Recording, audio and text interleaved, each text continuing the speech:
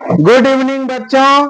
आप लोगों को वैदिक गणित चैनल में अजय सर के द्वारा आप लोगों को जो है स्वागत है और आप लोगों को शुभकामनाएं हैं कि निश्चित रूप से आप लोग जो है बीज गणित आसानी ढंग से सीख जाएंगे और यह आसान से आसान तरीके से आप लोगों को इस वीडियो के माध्यम से दिखाता हूं ताकि बच्चों में यह डर खत्म हो जाए कि गणित एक भारी विषय है।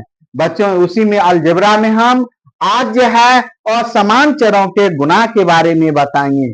बच्चों जैसे असमान चर है एक्स और वाई, तो एक्स और वाई को गुणा करेंगे तो एक्स वाई होगा।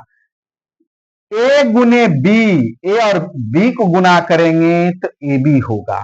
इसी प्रकार बच्चों एक्स एक्स को गुणा करेंगे, वाई वाई को गुणा करेंगे। इससे पिछले पार्ट में आप लोगों को बताए हैं कि गुणा में पावर जुड़ता है, जिसका पावर कुछ नहीं तो समझ जाइए एक पावर है, इसलिए यह हो जाएगा एक्स स्क्वायर वाई स्क्वायर हो जाएगा। इस दोनों के बीच में कोई चिन्ह नहीं है, वह गुणा छुपा हुआ है, इसलिए इसको एक्स स्क्वायर वाई स्क्वायर पढ़ेंगे। इसी प्रकार x गुने x, y गुने y। यहां पर x को 3 बार गुना किया गया है, इसलिए इसका पावर 3 हो जाएगा। y को 3 बार गुना किया गया इसलिए y पावर 3 हो गया और सबको गुना किया गया तो x क्यूब और y क्यूब होगा।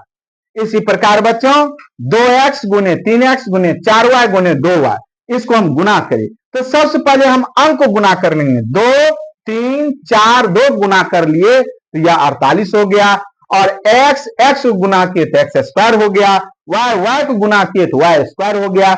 तो बच्चों हमें उम्मीद है कि निश्चित रूप से आप बारीकी से समझ गए होंगे और कुछ एग्जाम्पल और देख लीजिए। x गुने x स्क्वायर है, x का पावर कुछ नहीं है तो समझ जाइए 1 है, तो इसलिए यह हो जाएगा 2 1 3।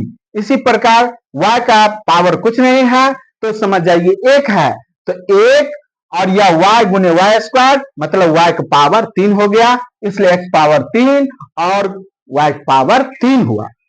इसी प्रकार बच्चों a स्क्वायर गुने a गुने 2a, तो सबसे पहले हम अंक को गुना करें। इसके जो है हम बच्चों जो है इसका जो है गुणांक नहीं है तो समझ जाइए जिसके पीछे गुणांक नहीं है तो वह 1 छुपा हुआ है, तो इसलिए 1 को 2 से गुना किए तो 2 हुआ और यहाँ a स्क्वायर गुने a, तो इसका पावर जुड़ गया 2 1 3 1 4, 1 पावर 4।